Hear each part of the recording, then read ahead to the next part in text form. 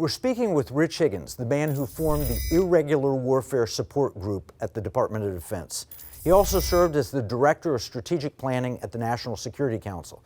He was a card-carrying member of the deep state who sacrificed his career to warn the president. Rich, is it too late to save our constitutional republic?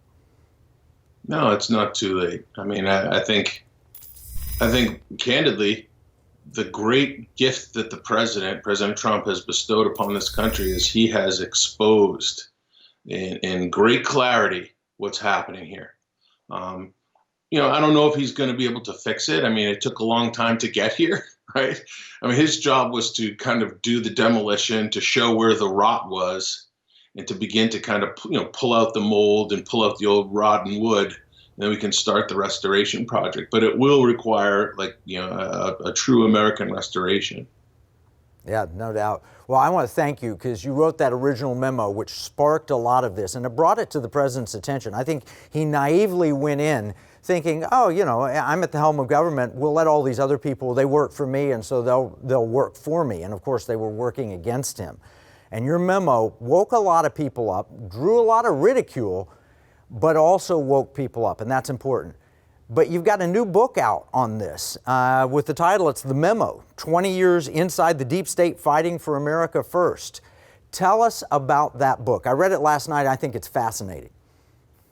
I think I wrote the book like you were saying. The attack against anybody who's a truth teller tends to be, oh, you're a conspiracy theorist. And I was pounded pretty heavily with that. Part of this is just a reclaiming of my voice, right? I mean, that's part of it for me. I also wanted to give people kind of an insider's perspective on what it's like actually functioning inside the system.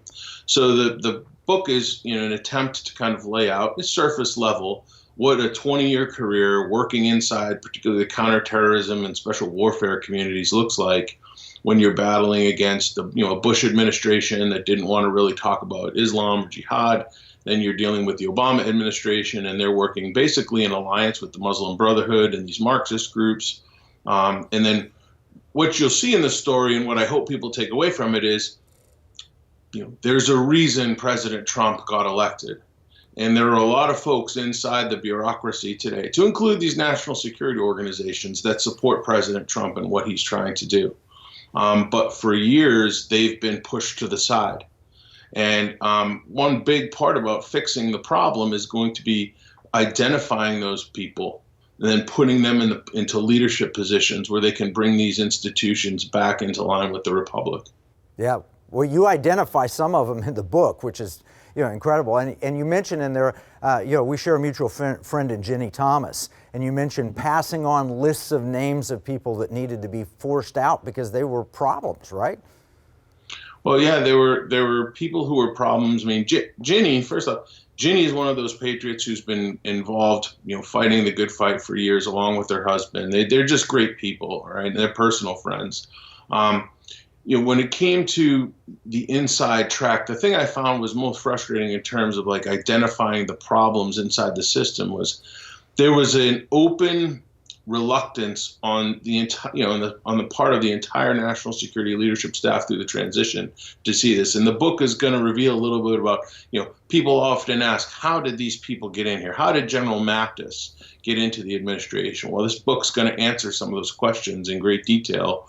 And it's a story that's not just about the Trump administration, though. It's a story about what's going on inside the government writ large and how the Trump administration fits into that. Yeah, well, getting this book, I'm telling our audience, get this book and read it.